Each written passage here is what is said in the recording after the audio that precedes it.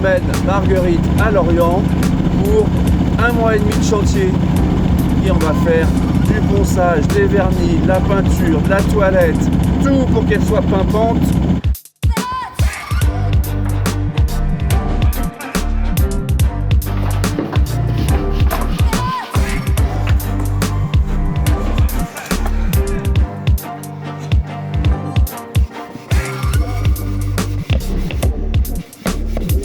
Il faut créer l'outil pour la fonction.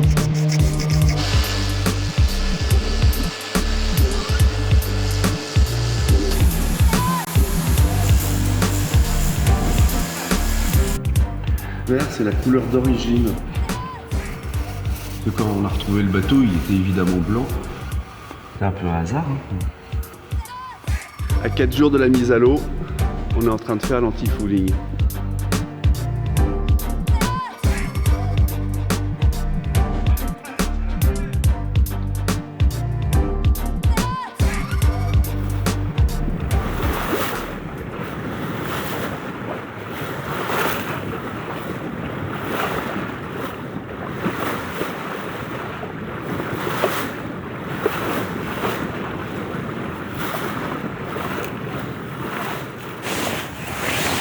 Allez l'eau! Allez Nika!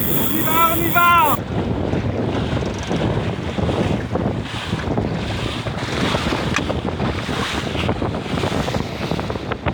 Je vous présente Marion Justine sur Skype. Bienvenue à bord de Marguerite. Bonjour. Bonjour à tous. Donc Marion, vous êtes scientifique du programme REGARD. Alors, REGARD, c'est l'acronyme pour dire réduction et gestion des micropolluants. Alors, les micropolluants, je ne sais pas si vous savez ce que c'est. Il y a une définition un peu scientifique qui dit que ce sont des composés chimiques qui peuvent avoir des actions toxiques sur les organismes vivants, plantes, animaux, algues, à des doses très très faibles, de l'ordre du microgramme ou du nanogramme par litre d'eau. Donc, les anciens polluants, c'est plutôt les métaux lourds, les pesticides, les hydrocarbures, et les nouveaux polluants, c'est ceux de nos activités quotidiennes, comme les résidus de médicaments qu'on consomme pour se soigner, et qu'ensuite on rejette avec nos urines, et qui se retrouvent dans les eaux usées, puis en station d'épuration, pour certains très bien éliminés, et pour d'autres pas du tout.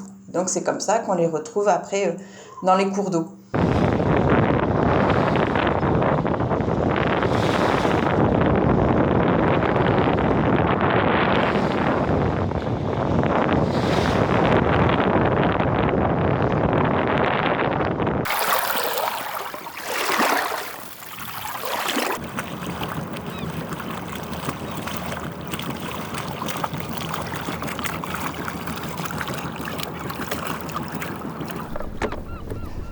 Ouais. On est venu prélever de l'eau.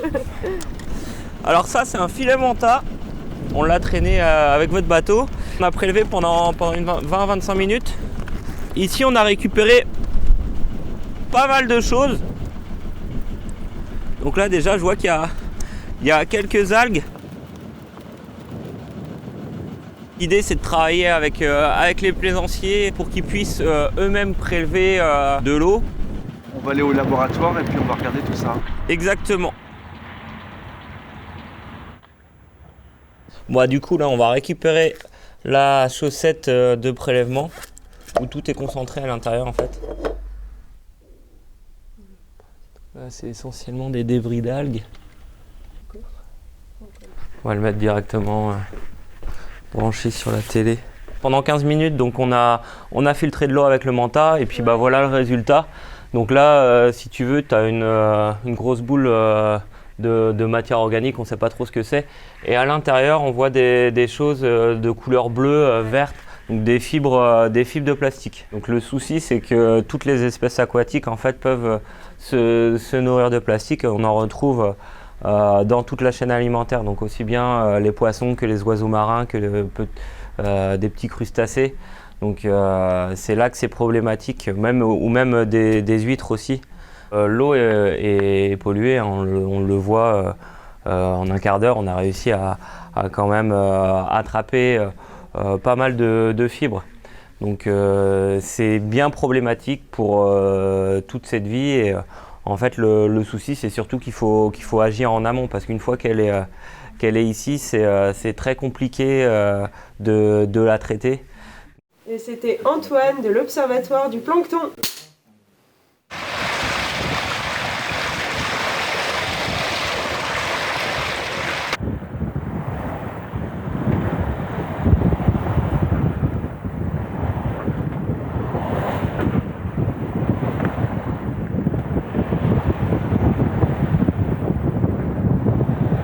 En regard, on a essayé de comprendre d'où viennent ces micropolluants et comment ils arrivent dans l'eau. Alors dans l'eau des rivières, ok, et par quel vecteur? C'est les rejets du système d'assainissement, donc les eaux pluviales quand ça ruisselle sur les chaussées, les toitures, les trottoirs, etc., qui sont des eaux qui ne sont pas traitées et qui vont directement au milieu naturel, ou alors via les rejets des stations de traitement des eaux usées. Donc là, il y a toutes nos eaux qui arrivent de nos activités domestiques, quotidiennes, de nos activités professionnelles, industrielles, hospitalières, etc. Tout ça arrive dans la station, qui en traite une partie, mais malheureusement pas tout, parce que les stations, elles n'ont pas été imaginées, créées pour cette pollution-là. Elles ont été créées pour l'hydrogène, le carbone, l'azote, etc. On est en train de passer le Ratsin, tranquillement. Enfin non, pas tranquillement, parce que c'est MGV, c'est Marguerite à grande vitesse. On est à combien, Fafa ? 10 nœuds 4. Bon, on est poussé un peu par le courant quand même.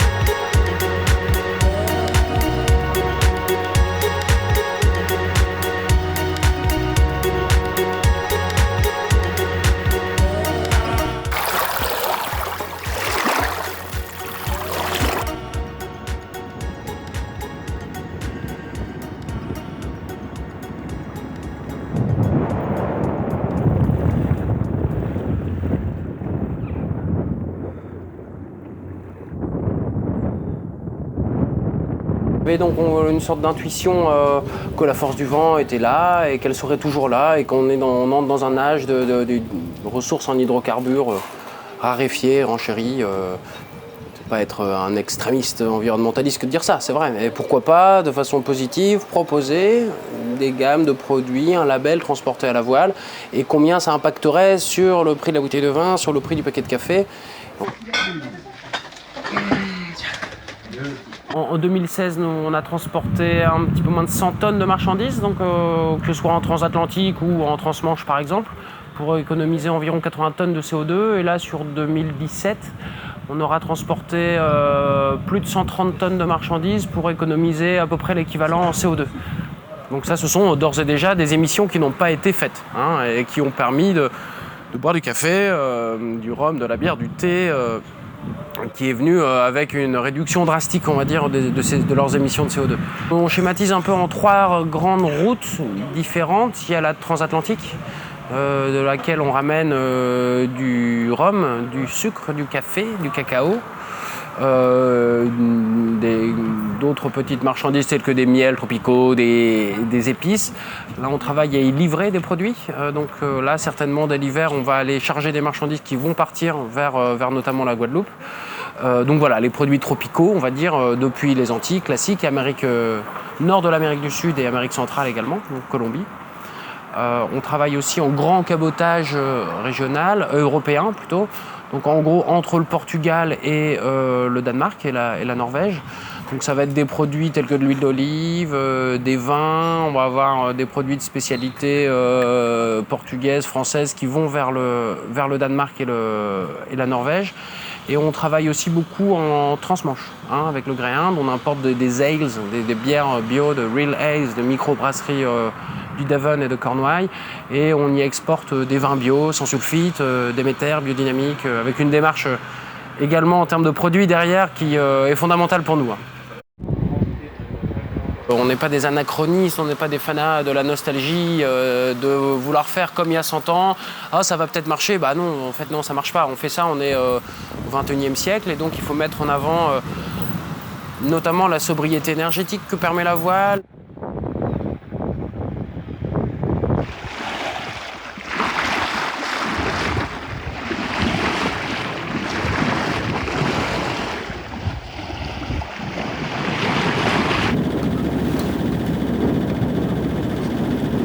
Bon, entre la sud blanche et les bœufs, ça fait du 180. 180, 180. Qu'est-ce que c'est 180 comme cap, Elodie? C'est vers le sud. Le sud. On va vers le sud, on quitte la Bretagne.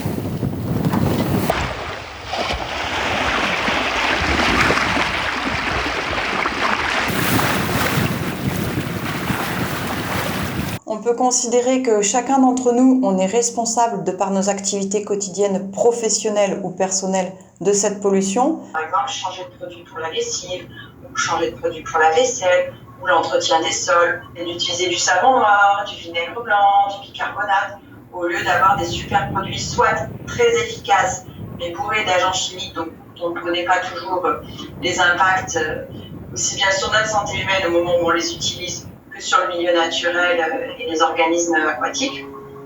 Et puis ça peut aussi être des comportements, on va dire, un peu prévoyants quand on imagine, quand on crée les structures urbaines. Quand il se met à pleuvoir et que ça ruisselle et que ça rince les peintures, les pesticides qu'on a utilisés, en particulier pour désherber le trottoir devant chez soi ou comme ça, ben tout ça, ça se retrouve aussi dans le cours d'eau. Tout le monde a une part de responsabilité et à la fois a la chance de pouvoir trouver la solution.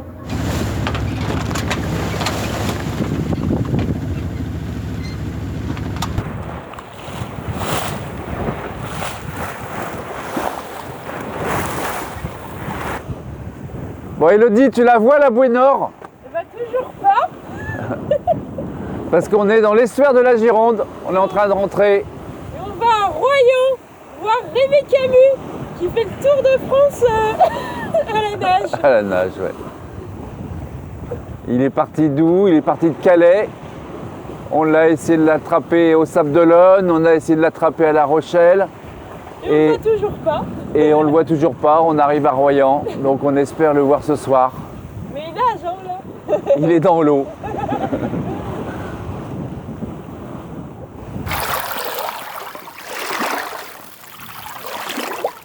Bon, toujours pas de Rémi Camus. Donc on est assis. On guette l'océan. On guette l'océan. Oh, il en a parlé, vite, vite, il arrive.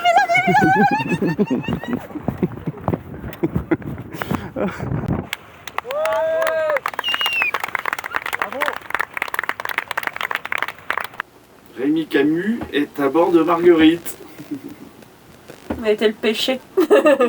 Rémi Camus qui fait le tour de France à la nage pour la protection des océans. Enfin, Ah ouais, mais là je vois pas. C'est fait exprès. on est là, Bon, de Dunkerque, tu vas jusqu'à Monaco et C'est ça. il y a combien de kilomètres Alors ça fait 2650 km. On a choisi donc les mois de l'année les plus propices pour rencontrer la population qui va border le littoral pendant les 3 mois et demi. Et puis en même temps pour des questions de température. On a commencé donc à Dunkerque, on avait des eaux entre 8 et 10 degrés. Donc quand on reste 10 heures dans l'eau à 8-10 degrés, c'est très contraignant physiquement parce qu'il faut avoir de l'énergie pour nager mais également pour réchauffer son corps. Et puis ensuite on va terminer sur le bassin méditerranéen et puis cette continuité jusqu'à Monaco, donc ça sera juste parfait. Et les journées c'est vraiment ponctué voilà, de 30 km de nage, ça dépend du temps passé hein, bien entendu dans l'eau. Et puis ensuite, tous les soirs, donc, je rencontre la population où j'échange avec eux, je leur explique le but de cette aventure et surtout le message qu'on veut faire passer derrière, que ce n'est pas forcément un message d'un défi sportif, le défi sportif est juste là pour servir la cause, et la cause c'est vraiment la préservation de l'eau, et c'est ce message-là qui prime avant tout. On va dire l'exploit sportif, je le mets entre guillemets un peu à part. Et donc tous les soirs, je rencontre la population locale, et puis ensuite on a 7 conférences qui sont mises sur le parcours, donc on en a déjà fait 3. Pour moi, la clé de la réussite, c'est l'éducation, c'est leur donner tout plein de choses dans les mains, dire voilà ce qu'on peut faire avec du plastique, avec des déchets, voilà ce qu'il faut faire, voilà comment est-ce qu'il faut se comporter lorsqu'on va se promener sur les plages. Il y a plein de personnes qui me disent à chaque fois, mais moi je peux pas nager, je peux pas faire ce que tu fais. Je dis, mais je vous demande pas de faire ça, mais quand vous vous promenez le dimanche avec vos enfants sur la plage, ça coûte rien de ramasser quelques mégots, quelques déchets qu'on trouve sur la plage, les emmener dans une poubelle. Vous faites une belle action au niveau de l'environnement, puis vous faites surtout une belle action au niveau de vos enfants parce que vous leur expliquez pourquoi il ne faut pas le faire.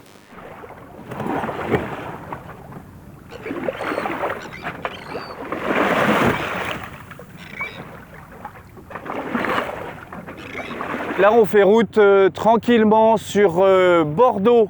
On est dans l'estuaire de la Gironde. Pour emmener Marguerite à Bordeaux, il va falloir remonter l'estuaire de la Gironde et ensuite remonter la Garonne.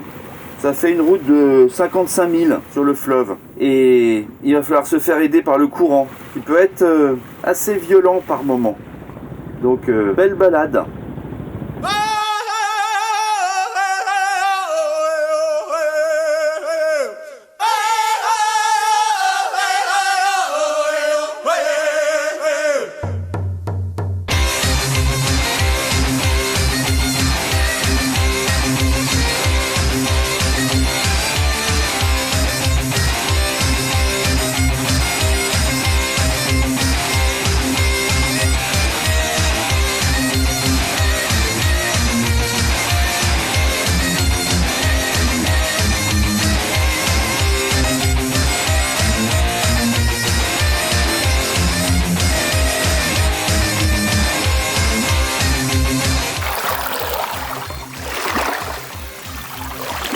Voilà. Donc le bateau, il est bien amarré, double pointe, garde avant, garde arrière, et comme ça, on va pouvoir partir tranquille. Parce qu'il y a quand même du courant ici, hein. Faut pas laisser le bateau n'importe comment. Donc on a tout rangé, notre bivouac il est prêt, vous voyez, il y a la trottinette avec la tente, la gourde d'eau, nos sacs, voilà, tout est là. Et on part où ? À Biarritz.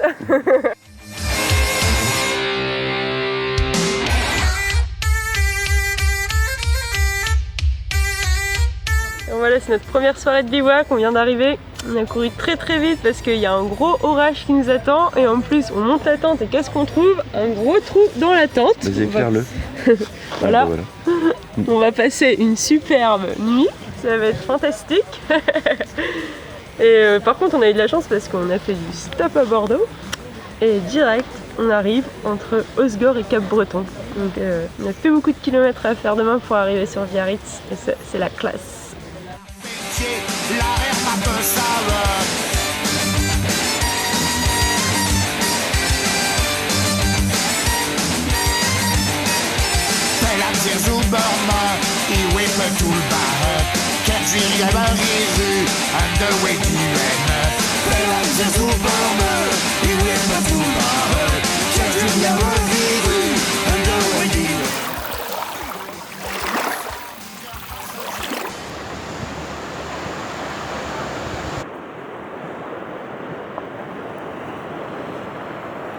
Bonjour Tom. Salut, ça va ? Alors on est avec Tom qui a lancé le Plonkemon Go pour nettoyer les océans. Voilà. Super. Alors c'est quoi le Plonkemon Go ? Le Plonkemon Go, la pêche au plomb de pêche perdue. Voilà, là on voit le méga terrain de jeu, c'est les pêcheurs pêchent là depuis des décennies et ils perdent des plombs en s'accrochant sur le fond, dans les algues, dans les rochers. Et moi je me suis mis à les ramasser. Et j'en ai tellement ramassé, et ça m'a choqué la quantité que je ramassais, que je me suis dit je vais essayer de motiver les gens à faire un peu pareil. Et j'ai lancé le Plonkemon Challenge, donc une chasse au plomb de pêche perdue. Voilà. Le terrain de chasse, il y a les pêcheurs pêchent d'ici, de là, du petit parapet, du rocher en pente, et derrière on voit aussi le rocher de la Vierge. Et là sur tout ce long, là, c'était il y a encore quelques mois rempli là. J'ai fait 150 kg en une semaine juste là, plus de 400 kg au rocher de la Vierge, même plus de 500.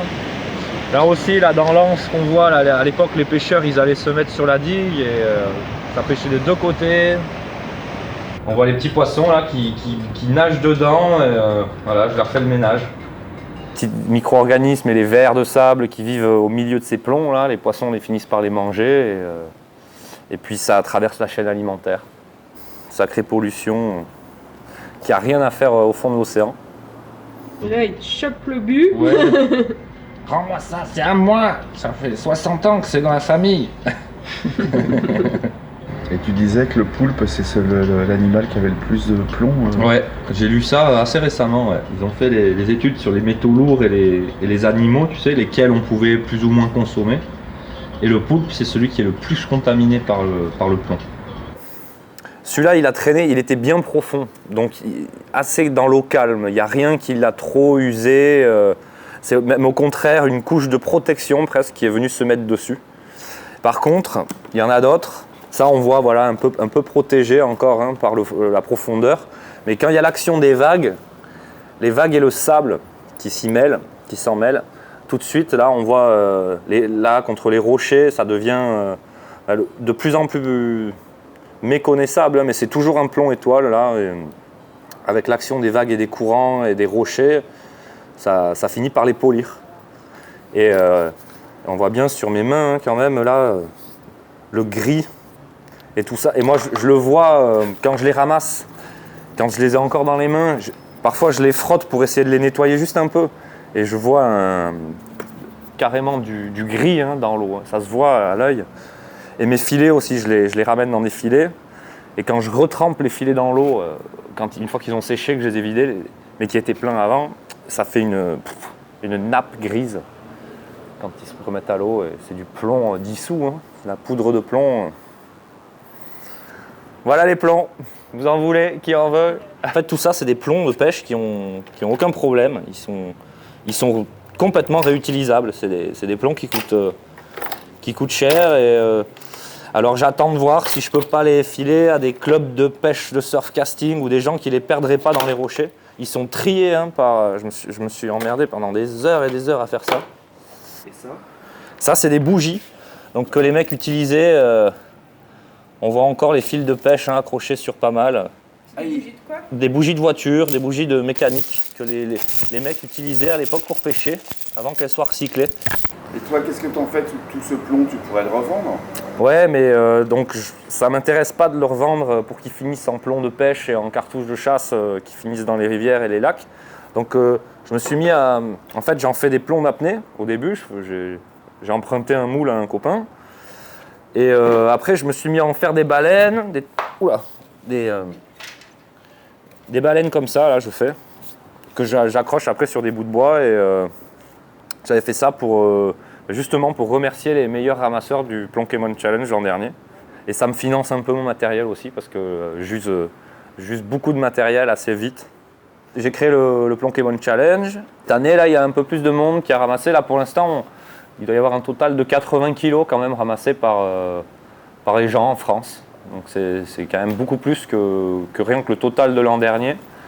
C'était 20 kilos et là il y a déjà 80 kilos et il reste presque un mois là, de récolte. Donc c'est bien, les gens commencent à en parler. Je vois qu'il y en a plein qui disent « Ah dommage que je puisse pas t'accompagner mais c'est bien ce que tu fais, j'espère que d'autres s'y mettront. » Donc les gens... je pense qu'ils vont finir par comprendre, hein, les plongeurs sous-marins, les apnéistes, les chasseurs, ils disent « Ouais, on le fait depuis longtemps, mais le truc, ce serait de le partager, tout ça, et d'en faire un mouvement où on s'y mette à plein et qu'on fasse la chasse au plomb, quoi, la guerre au plomb même. » Bon, il est à peu près 6h du mat, on est à Biarritz et on va avoir le départ de Rémi Camus pour sa dernière étape du Tour de France à la nage. Excusez-moi, je suis pas bien réveillé ce matin. Elodie est dans le Zodiac, en train de filmer. Et moi j'essaie de faire des plans larges, mais il n'y a pas beaucoup de lumière.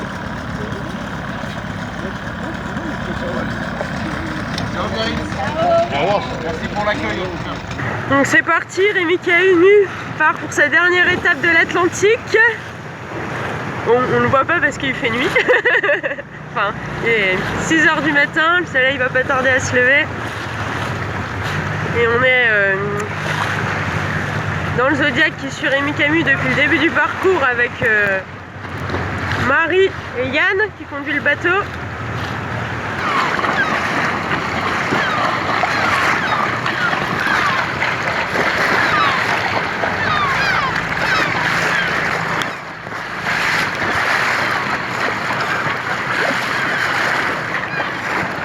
On est parti de Dunkerque le 1er juin, on est arrivé à Biarritz le 8 au soir, on s'est arrêté donc le 9 toute la journée.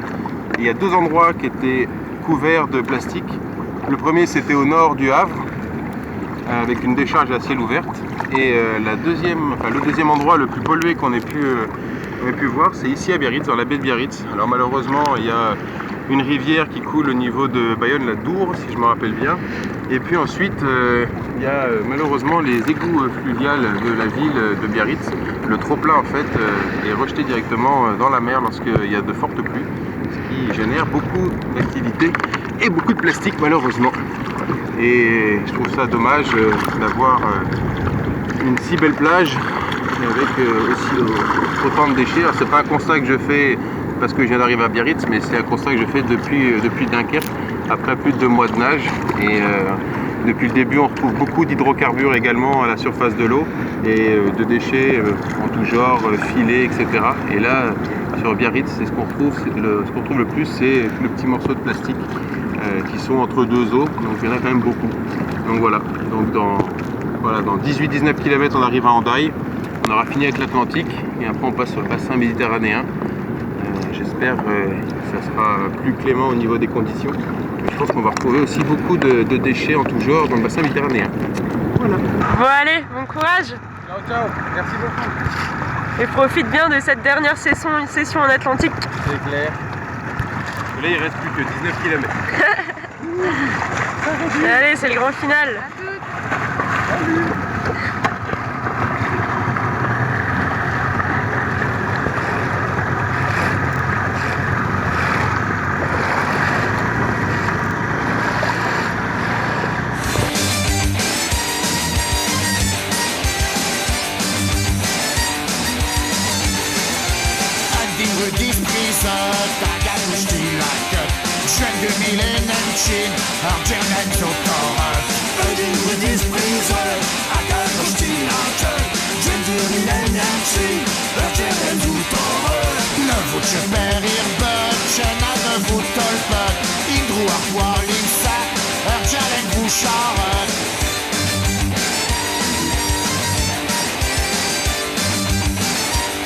Nous sommes à Anglet, au championnat de France de beach volley. Et on a décidé de mener une démarche éco-responsable qui n'a jamais eu lieu avant dans la compétition beach volley en France. Et c'est au lieu de fournir des bouteilles en plastique aux joueurs, on a décidé à travers l'association Surfrider Foundation Europe, de leur donner des gourdes Clean Canteen. Donc grâce à du flocon à la vague, on a installé aussi une rampe à eau qui permet le remplissage des gourdes. Ouais, cool. Avec une gourde, une bonne eau fraîche, plus besoin d'utiliser de bouteilles en plastique. Quand on pense à l'eau, on pense beaucoup à fermer le robinet lorsqu'on se lave les dents, prendre une douche plutôt qu'un bain, etc. Donc ça, c'est très bien, mais c'est pas suffisant parce que ça représente que une petite partie de notre consommation réelle d'eau quotidienne. Ça représente que 5% de notre consommation quotidienne. Tout le reste, 95%, c'est l'eau indirecte. C'est l'eau qu'il faut pour fabriquer notre alimentation, nos vêtements, nos objets du quotidien, objets technologiques, etc. L'eau, c'est une ressource qui est rare. Il n'y a que 3% d'eau douce sur la planète et que dans ces 3%, que 1% d'eau douce qui est disponible à la consommation. En effet, c'est de ne pas rejeter de produits chimiques dans le cycle de l'eau. Donc, on invite vraiment à consommer des produits responsables.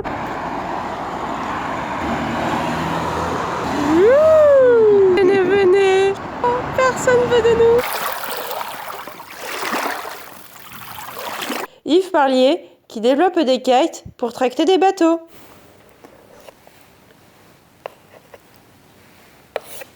Avec Yves Parlier lui-même. Exactement, avec Yves Parlier lui-même. Tu fais un clap. Alors, un petit clap. Donc on est dans ton entreprise. Absolument, vous êtes ici chez Beyond the Sea. On développe ici des kites, des pilotes automatiques de kites, des systèmes pour envoyer les kites et récupérer les kites. Et on est une équipe de jeunes ingénieurs. Enfin, moi je suis plus jeune, mais les autres sont plus jeunes que moi. En fait, l'idée de départ, c'est d'aider les cargos de la marine marchande à économiser donc, des énergies fossiles et à limiter leur pollution. L'exemple d'un navire qui va naviguer à 15 nœuds 5, c'est-à-dire un petit 30 km/h pour aller de New York jusqu'à l'entrée de la Manche. Et en fonction du vent, on voit les économies de carburant en pourcentage sur la traversée. Et en moyenne, la théorie dit que ce kite va pouvoir lui faire économiser un peu plus de 26% de carburant. Alors derrière moi, il y a des kites, ce sont des vraies ailes aérodynamiques. Celle-là, elle fait 20 mètres carrés. Ça peut tracter un bateau jusqu'à 20 mètres de long. Pas vite, certes, mais de manière très efficace. Et là, vous avez l'équivalent du mât, des haubans, de l'accastillage et des voiles. On est dans l'atelier d'Yves Parlier avec des jeunes ingénieurs là, qui sont en train de bosser, bidouiller. Enfin, on ne sait pas trop ce qu'ils font. On va les voir. Allez, on s'approche. Peut-être pas trop filmer le prototype pour l'instant, car c'est encore secret, mais par contre, vous pouvez nous accompagner à la plage. À la plage, ce qu'il en est. Vous allez envoyer un cerf-volant? C'est ça. Ah bah super, on y va? On y va. Nous sommes là en train d'essayer le Liberty Kite avec un embryon de pilote automatique. C'est de la recherche, c'est confidentiel. Et le but est à terme d'augmenter les performances de ces kites au vent arrière. Donc une aile peut tracter un paquebot ou un porte-container de quelle grandeur? Il n'y a pas de limite. Avec un kite qui va lui peser 2 tonnes, vous tirez un porte-container qui fait 100 000 tonnes. Et vous allez lui faire économiser quelque part 20 000 litres de fuel par jour. Et le gros avantage du navire de commerce, c'est que pour transporter 1 tonne, il suffit de pousser 1 kilo. Sur un avion, il faut pousser plutôt 30 kilos. Alors nous, on a prévu donc d'installer un premier kite le temps qu'on le développe pour la CMA-CGM en fin 2020. Alors comment, après avoir navigué autour du monde, fait des routes du Rhum, comment on en vient à révolutionner le transport maritime? Après avoir fait pas mal de compétitions, j'ai voulu faire un projet un peu plus sociétal. Et ça m'a paru tellement évident que les navires devaient se réapproprier le vent, réutiliser le vent pour économiser des énergies fossiles et limiter les pollutions. On a quitté Arcachon, on a quitté Bordeaux, et là on est en train de quitter l'estuaire de la Gironde. Et derrière moi, il y a le plateau de la Mauvaise, là où ça déferle un peu. Et on va essayer de faire route directe sur la Bretagne. Malheureusement, secteur norois, toute la semaine, on va avoir des vents de face. On va essayer de jouer un peu avec les bascules. La nuit, ça passe un peu à l'est. On va voir. Pour arriver à Belle-Île, Sauzon, notre petit paradis, avant d'arriver à la maison, Port-Louis évidemment. Tu changes mal jamais, on y a L'homme est constitué d'eau, essentiellement, donc on en a besoin pour vivre, et que la planète Terre est aussi constituée d'eau, et que jusqu'à preuve du contraire, on n'est pas capable de la créer, de la générer, on utilise toujours la même, c'est le cycle fermé. Donc si on la gaspille, si on la pollue, un jour ou l'autre, on va se retrouver embêté parce qu'on n'en aura plus de qualité suffisante pour s'abreuver, pour toutes nos activités quotidiennes. Et on va être embêté, donc c'est pour ça qu'il est utile de la préserver.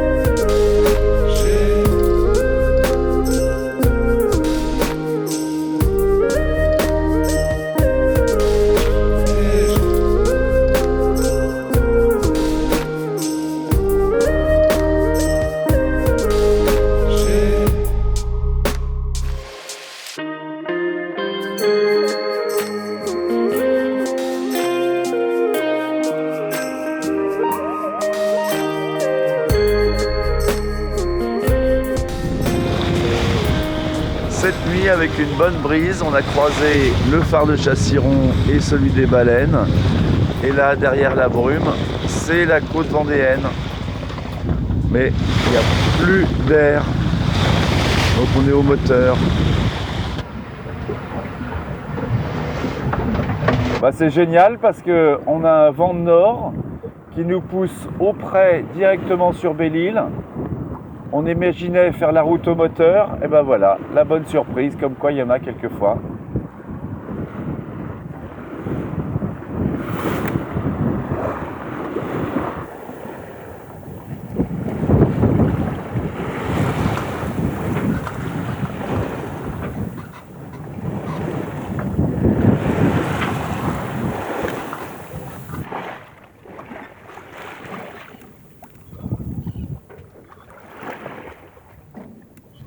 Il y a des technologies, on va dire, où on est capable, à partir des eaux usées, de les rendre potables, en enchaînant une batterie de filtres, de traitements, mais ça coûte extrêmement cher.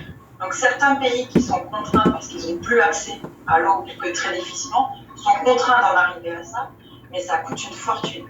Donc forcément, ça peut marcher que dans des pays riches.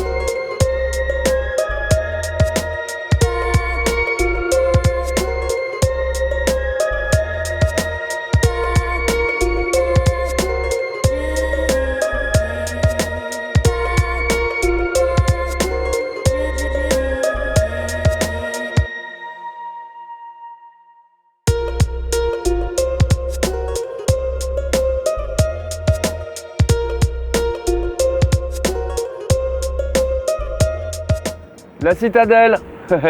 Et derrière la citadelle, c'est Port-Louis, la maison. Donc la fin de notre reportage. Mais une fin pluvieuse. Et fin pluvieuse, fin heureuse. En attendant de nouvelles aventures.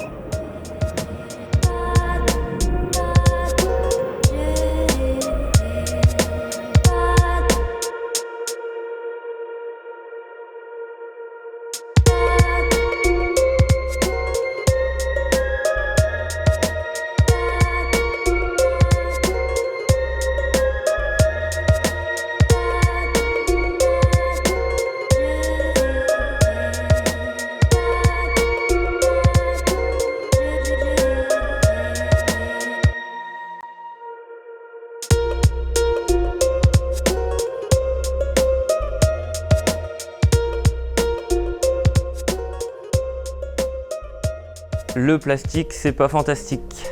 Et je me suis toujours dit, non, s'il faut courir tout nu dans la rue pour faire du transport à la voile, je vais le faire tout de suite. Donc chacun peut être un petit colibri, chacun peut apporter sa petite pierre à l'édifice, il faut juste le faire. Pétez par les plombs, ramassez-les.